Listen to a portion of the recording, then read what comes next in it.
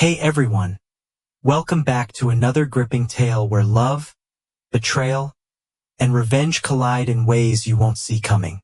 If you're a fan of stories packed with raw emotions, unexpected twists, and deep personal reflections, you're in the right place.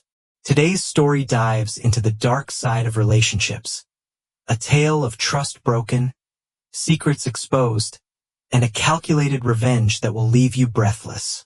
Before we dive in, make sure to hit that subscribe button so you never miss a story that keeps you on the edge of your seat. If you enjoy heart-pounding tales filled with mystery, betrayal, and redemption, drop a like and share this with someone who loves a good psychological thriller. Alright, settle in, because this story is one you won't forget. Let's begin. I still remember the day it all started, the gnawing suspicion that something wasn't right. It wasn't one big moment like in the movies. There wasn't some dramatic discovery or an out-of-place phone call. It was a series of small things that added up like puzzle pieces that didn't quite fit together. My name's Mark, by the way, and I've been married to Jennifer for 7 years. We built a life together, or at least I thought we did. Jennifer is one of those women who lights up a room when she walks in, smart, charming, beautiful in that effortless way that makes heads turn. She always worked late, but I never thought twice about it. She was ambitious and driven. I respected that until the little things started eating at me. She started smiling at her phone, a little too much, hiding the screen when I walked into the room, claiming it was just work stuff. I told myself I was being paranoid, but deep down something didn't sit right. One night after she came home late again, smelling faintly of a cologne I didn't recognize, I decided to trust my gut. I'm not proud of what I did, but I installed a GPS tracker on her car. I told myself I wasn't being crazy. I was just trying to protect my marriage. The next few days were uneventful. Her car went to work and back like clockwork until that Thursday night when she said she had a late meeting. I watched the GPS veer off course downtown, stopping at the Westwood in a boutique hotel, with a reputation for hosting business conferences and discreet affairs. I drove there, heart-pounding, palms slick with sweat. I parked a block away and waited. Her car was right there in the lot, a shiny silver Lexus we bought together. I stayed for hours staring at that car until she finally emerged around midnight, laughing, clinging to a man I recognized instantly. Jason, my business partner, my supposed friend. We built our company from the ground up together. Seeing them together like that broke something inside me. I drove home in a daze, my mind racing. I wanted to confront her, scream, demand answers, but something held me back. Maybe it was the shock, or maybe it was something darker, a need for control, for power, for revenge. I didn't want her tears or apologies. I wanted her to feel what I felt: betrayal, helplessness, fear. I decided right then I wouldn't say a word. I'd play the perfect husband, bide my time while crafting the perfect payback. Over the next few weeks, I put on an Oscar-worthy performance, loving husband, attentive, caring. Meanwhile, I quietly siphoned company funds into a private account. I secured evidence, photos, texts, financial records. I even hired a private investigator to strengthen my case. I learned they'd been seeing each other for almost a year, sneaking off during business trips. Laughing at my obliviousness, the rage inside me grew colder, sharper. Jennifer never suspected a thing. She was too wrapped up in her double life, too busy living her fantasy with Jason to notice my growing detachment. I smiled through it all, even when she kissed me goodbye, heading off to work, not knowing I was already steps ahead of her. The day of reckoning came during our company's annual gala, a glittering event attended by clients, investors, friends, and family, everyone who mattered. I gave a heartfelt speech about loyalty and trust, weaving in personal anecdotes, making sure Jennifer and Jason were front and center, beaming at me like co-conspirators, oblivious to the trap I'd laid. I ended the speech by publicly announcing my resignation from the company, effective immediately, revealing the sale of my shares to our biggest competitor at a premium price, ensuring Jason's professional ruin, and making it clear I knew about their affair.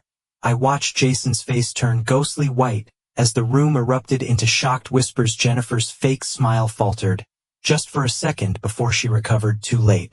The aftermath was chaos. Jason lost everything: his career, his reputation, his marriage. Jennifer begged, cried, pleaded, but I was already gone. I left her with nothing but shattered memories of the life she destroyed. I walked away free, clear, and strangely at peace. She wanted excitement, danger, passion. She got exactly what she deserved. Sometimes late at night, I wonder if she ever thinks about me, about what she threw away, about how it all ended. Maybe she regrets it, maybe she doesn't. Either way, I'm finally free, and that's all that matters. In the weeks that followed the gala, I disappeared from Jennifer's life like a ghost, no explanations, no closure, just silence. I didn't block her number at first. I wanted to see how far she'd go, how desperate she'd get. Her text started off defensive, full of hollow excuses. It wasn't what it looked like. You misunderstood, as if the sight of her tangled up with Jason could be spun into something innocent, but when she realized I wasn't biting, the tone shifted to pleading, begging. She sent long messages late at night, pouring out apologies, blaming stress, blaming me, blaming everything but herself. I never responded, not once, not a single word. My silence was its own kind of revenge. I imagined her staring at her phone, waiting, hoping, dreading the silence that stretched on endlessly. While I rebuilt my life from the ashes she left behind, I sold the house, the one we picked together, the one where I could still hear echoes of her laughter before it all went dark. I used the money to buy a quiet cabin upstate, tucked away from the world, where no one knew my name. Meanwhile, Jason's fall from grace was as swift as it was satisfying. The company he helped me build crumbled under the weight of the corporate buyout. His reputation shredded, his bank accounts drained, the industry turned its back on him, leaving him with nothing but regret and a toxic legacy. I heard through mutual contacts that his wife kicked him out the same week I dropped my resignation bomb. She took the kids, the house, and whatever dignity he had left. Funny how quickly karma catches up when you least expect it. Jennifer kept trying, though. For months she sent letters, long rambling confessions, promising she'd change, that she still loved me, that we could fix things, as if love could erase the betrayal, the lies, the humiliation. I kept every letter unread, tossed into a dusty old box, shoved deep in the back of a closet like an old scar I couldn't quite bring myself to forget. But life has a way of moving forward, even when you think you're stuck. Eventually the messages stopped, the letters slowed, until one day they just stopped altogether. Maybe she finally realized there was no coming back, no forgiveness, no second chance. Or maybe she just found someone new, someone else to play her games with. Either way, I felt a strange hollow relief, like a long-held breath finally released.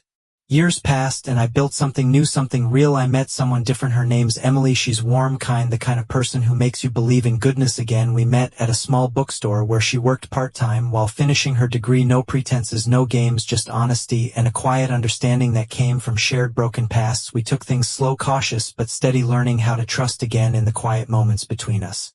I never told Emily the full story about Jennifer and Jason, just the broad strokes. She knows enough to understand why trust doesn't come easy for me, why I sometimes retreat into my own mind when old ghosts stir. But she never pushes, never demands more than I can give. She just stays steady and patient, like a lighthouse guiding me back to shore.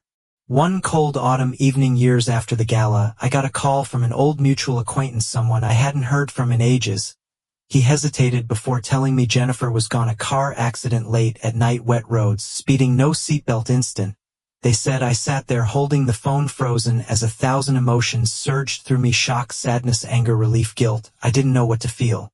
After I hung up, I went for a long walk through the quiet woods around the cabin, the autumn leaves crunching underfoot, the air sharp and biting, memories of Jennifer flashing through my mind, her smile, her laugh, the way she used to hold my hand like nothing in the world could touch us once upon a time before everything unraveled. In the end, I didn't attend her funeral. I didn't reach out to anyone from that old life. I let the past stay buried where it belonged. Maybe in some strange way she finally found the peace she couldn't find in life, or maybe it was just the universe's final twist in a story that never really had a happy ending. That night I sat by the fire with Emily, her hand resting gently on mine as we watched the flames dance in comfortable silence. No words needed, no ghosts lingering, just the quiet understanding that comes from surviving the storm and finding each other on the other side. And for the first time in a long time, I felt truly free, at peace, not just with her, but with myself, with everything that had happened, with everything that never could be. Months passed after I learned about Jennifer's death, and life returned to its quiet, steady rhythm. Emily and I built something real, something grounded in trust, honesty, and respect. The past felt distant, like an old photograph fading at the edges. I didn't think about Jennifer much anymore, but some nights, when the wind howled through the trees, I'd catch myself staring into the dark, feeling the weight of unfinished memories. Then, one crisp winter evening, something happened that shattered my sense of peace. It was snowing lightly, the first snowfall of the season. Emily was inside making cocoa, the warm glow of our cabin spilling into the darkened woods. I was chopping firewood, breathing in the cold, fresh air, letting the rhythm of the axe clear my mind. The sound of snow crunching behind me made me pause, expecting it to be Emily bringing out a blanket or calling me in for dinner. But it wasn't her. Standing at the edge of the woods was a woman, tall, slender, wrapped in a long, dark coat. Her hair shimmered faintly under the moonlight, and for a split second, my heart clenched because she looked exactly like Jennifer. My breath hitched, and my hands gripped the axe tighter, telling myself it was impossible. Jennifer was dead. I'd seen the obituary. I'd heard it from people who'd been at the funeral. I blinked, and she took a slow step closer, her face still obscured by shadows. "Mark," she said softly, her voice unmistakable, carrying the same inflection I hadn't heard in years. A haunting melody that once held me captive. Everything inside me froze. "Jennifer." My voice cracked, sharp and disbelieving. She smiled faintly, an expression I knew too well, a blend of sadness and something far darker, something I couldn't quite place. "You didn't think it would be that easy, did you?" The world seemed to tilt. My mind raced through possibilities. Some cruel trick, some twisted game, but her presence felt too real, too undeniable. Memories flooded back. Her lies, her betrayal, her fall from grace. But now, standing before me, she looked different, stronger, unyielding. Before I could speak again, she reached into her coat pocket, pulled something out, and tossed it at my feet. It landed with a soft thud in the snow. A worn leather journal, its edges weathered and frayed. My name was etched on the cover in her familiar handwriting. "What is this?" I demanded, my voice rough with anger and confusion. "Answers," she whispered. "You only ever saw half the story." Before I could move, she turned and disappeared into the dark woods, vanishing like smoke caught in the wind. I stood there, breathless, the journal burning in my hands, its weight heavier than anything I'd ever held. I should have thrown it into the fire.